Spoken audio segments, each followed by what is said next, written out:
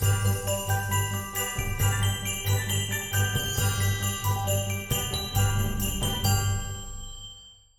part of the ranking, and I can't believe that we're nearly done because it's only face palettes, lip stuff, and then it's eyeshadow palettes. Because I decided to skip the eyeliners because I just don't know how to rank them. I just barely use, for example, cake liners, and with Colca Jaws there's nothing much that you can do. But so I skip eyeliners for now, and I'm also a bit sorry that now the rankings are like back to back, but I kind of misplan a bit, so I have to put up all the rankings after each other so that I can end on December 24th with a very, very special video that will include all my top favorites from the ranking.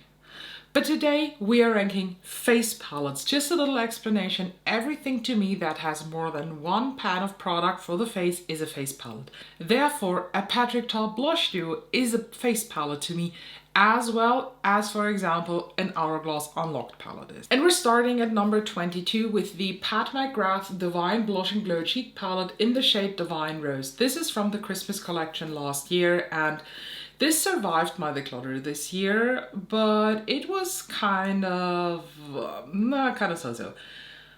I don't know what it is, but the Pat McGrath face palettes are just nothing I gravitate to. But at the same time, I was really considering buying one of the new 3 pans this year, but I didn't because I'm a strong woman and I can't do this. And I have this one and I've barely touched it, as you can see. Usually my biggest problem with these is that I cannot use every single shade in those, but this time here I can use all 4 blush colors, and even the highlighter, this is the shade Nude Nectar, I can wear, but at the same time I just never ever think about grabbing this. Since I'm on this low buy, no buy thing, or it's like a no buy, not the low buy, I want to focus more on the stuff that I own, and one of my goals is just to use palettes like this more and just get some good use out of them. Same with the Tarte Precious Gems palette. This was the face palette from the holiday collection last year from Tarte. You got 5 of those Amazonian clay blushes and the Princess 8th Avenue, no, Park 8th Avenue Princess bronzer. The main reason why this ranks so low is I never grabbed this because of this. I know this is the most popular bronzer probably ever to exist in this world besides NARS Laguna. I hate it. It looks horrible on me, so I just never ever touched this palette. But I love all 5 of these blushes, but because of this one dud in here, it kind of ranks very low. Number 20 is the Benefit Rosy Twilight Blush and Highlighter Duo. I mainly bought this for the highlighter. This is the Sugar Plum Twinkle highlight that was announced somewhat around the Christmas time last year to be released in the beginning of this year, but we got this just now in this duo. The Pom Pom shade is a beautiful blush. You do not fail with Benefit blushes. They are just very good, but this highlighter is absolute bullshit, and that's why this is number 20. Number 19 is a self-made Letha Cosmetics blush palette, and these 3 blushes are all of the summer collection. They had, I think, a like wildflower collection that came with a new magnetic eyeshadows and 3 of the blushes. These are the shades, let me read that, Aster, Carnation and Pansy, and I have to admit, Carnation I did not touch once this year. I really enjoy these blushes in general. The Letha Cosmetics formula is very, very good, but it's very, very glowy. If that is something that is not your vibe, you will not be happy with these. At number 18 comes the Made by Mitchell Pressed Blush Book. This is a super duper affordable blush collection that contains 12 full-size blushes. I mean, look at those. It's huge. You have a warm orange side, you have a pink side. I like them, but here, this is the point. I just like them. Stand alone, they have an amazing review from me, and I still stand by that.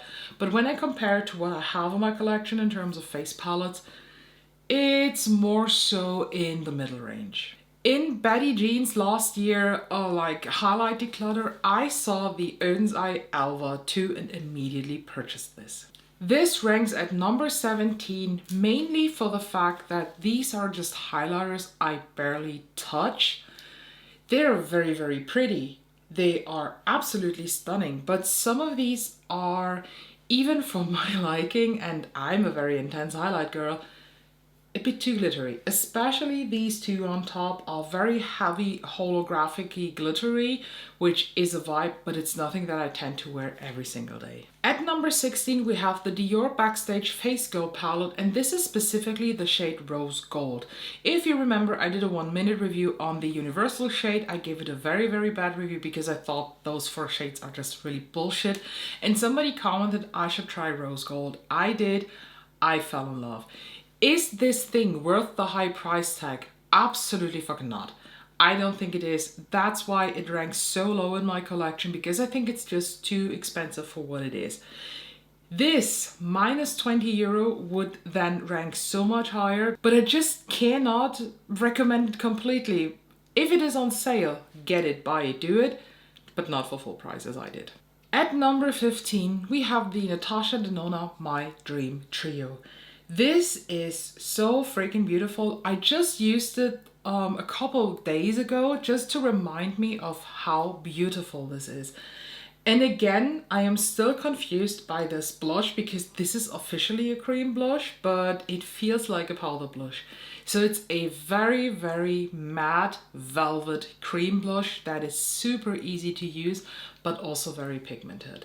The highlights, beautiful. This is more of a stiff cream, so you have to work it in a bit more. But this powder highlight is borderline creamy. I don't know what this is, but it is such a beautiful palette, and I'm very, very happy that I have it. The whole My Dream collection is beautiful. Number 14 is actually the Charlotte Tilbury Nudegasm Face Palette. I'm not sure if this is the one that is completely discontinued or not. I don't know. This comes with 2 contour shades, a highlight, and the blush. And my main concern with this palette is actually the blush, because this is way too peachy, way too warm for me. If this was more of a pink going on, this would probably be number 1 or number 2. But in the configuration that it is here, this is just a good, solid, middle range 15. Number 13 are the Patrick Ta Double Take blush duos. I used to have 4 or 5 of these in my collection, but I decluttered them throughout the year, and I'm left with the shades Oh She's Different, beautiful, and the shade Oh She Is Blushing. They're quite similar, but still different enough for me to keep them both. I hate the names of these. It's so pressured funny. It's weird, but I love the formulation of the powder and the creams. They are very pigmented. Like, the powders are so fucking pigmented, you can mess up a look actually with this. That's why I just ranked them at number 13. And number 12, because I just like it more than the blushes, and if I had to choose again what to buy from Patrick Ta, it would be actually this. This is the Contour Duo in the shade She's Statuesque. This is the lightest they have. Again, you have the cream, you have the powder, and the cream looks much cooler than the powder, but both combined together, chef's kiss. Absolutely match made in heaven. I love this formulation. I use it not often enough. But I'm also, Patrick Ta is not my favorite brand, and with all the behavior and all the things that happens around the brand, this is just nothing I want to recommend. But if I just rank it in an objective point of view, it's a good product. Number 11 is a face palette that was kind of a blackout buy. Like, I had it in the cart, I checked out, and when I was done checking out, because I ordered something else from a website, I just realized that I ordered it. The Adept Cosmetics Catracel, I think it's Catracel White palette. This is a face palette that comes with 2 cream highlights, 1 pastel powder highlight, and this. I have to say I haven't touched this yet because I just, oh my god. Ah, yeah, and now I touched it with my finger at least. I just don't know how to incorporate this as a highlight, but all the other 3, oh my god, so good. So fucking good. And you can see there's a fingerprint left here. Let me just remove this. These are soft, or at least these, soft velvet cream duochromes that look just amazing as highlighters. I really enjoy this. I think you can use this as eye and face palette. It's so good. I mean, Adept Cosmetics in general is good. This is over 80 euro. I mean, that's a lot of money. There is another version. I think it was a Rainbow Rider inspired palette from the Flash comics. Both were limited edition. I don't have the other one. I just picked up this.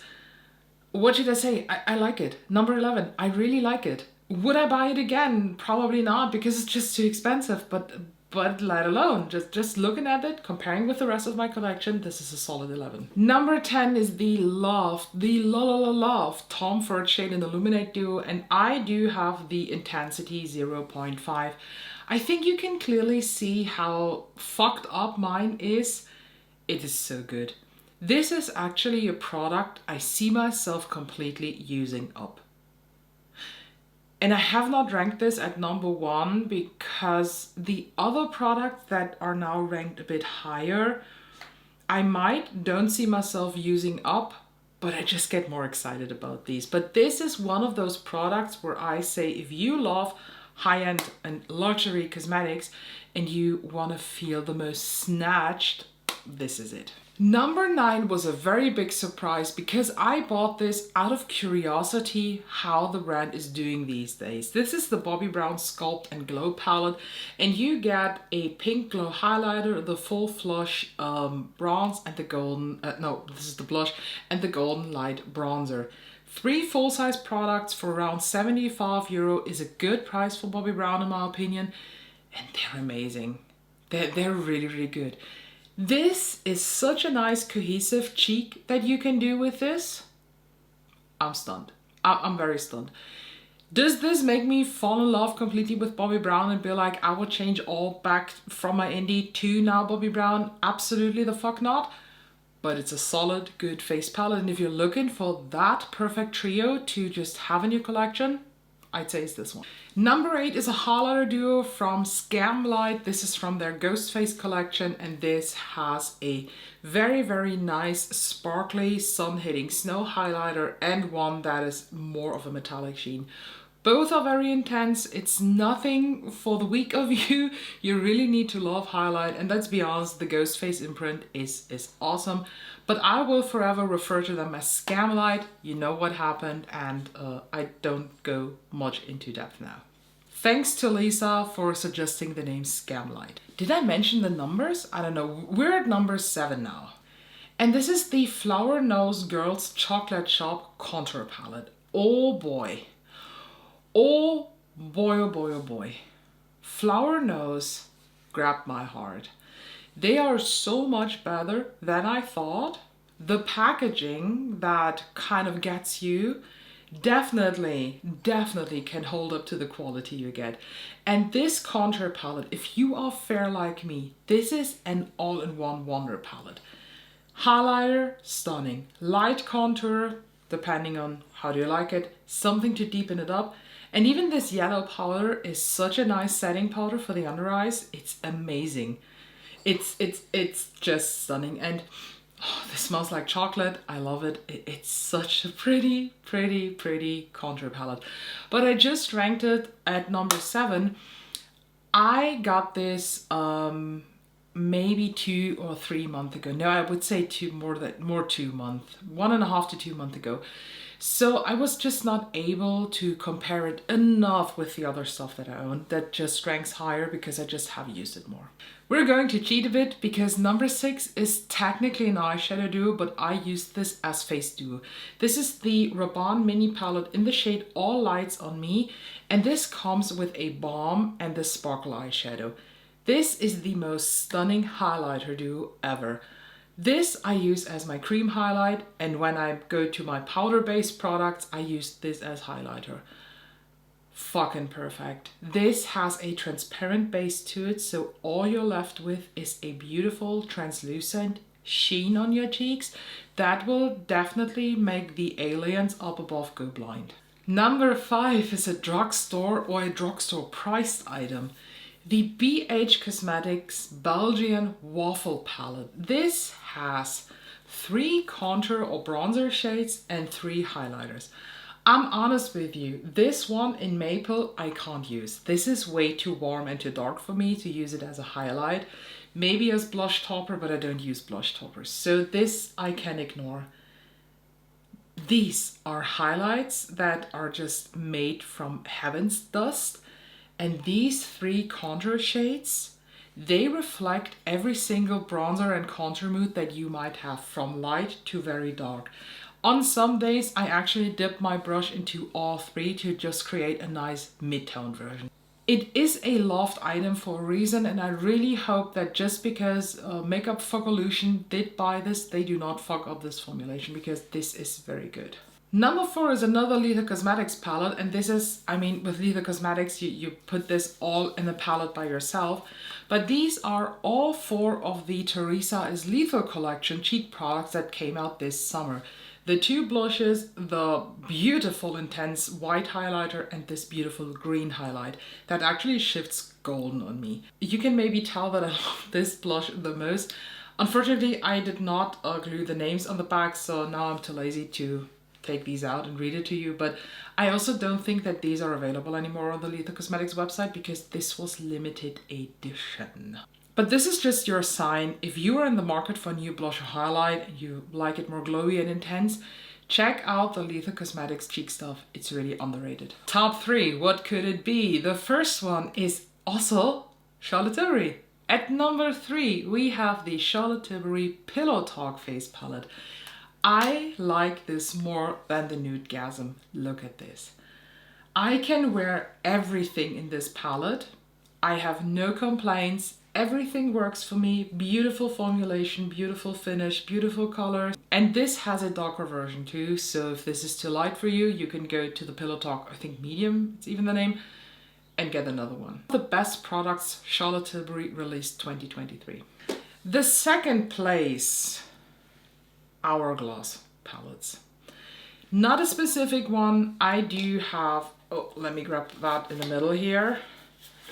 This one, I think this is from 2021. This is the Lightning Edit Universe palette. I have 2 palettes from last year because this one is actually the butterfly palette, but in the elephant packaging, and this is the original elephant palette in the packaging. And from this year, I do have the jellyfish palette that is inside the owl packaging. They're absolutely stunning, but I just want to warn you, if you have one of these, you have all of them. You do not need to buy them every single year just for the fancy packaging. I got this one for free for several reasons. Talked about this already, not going to be a topic here, but really do not have to buy this. Let me just show you a sneak inside. Let me just show you a peek inside. Let's just peek inside the owl one, or like the jellyfish one. You see how the theming is here. You have blushes, bronzers, and finishing powders, and highlighters most of the time. Some of these have only blushes and bronzers. It's like a very weird mix in those different shades.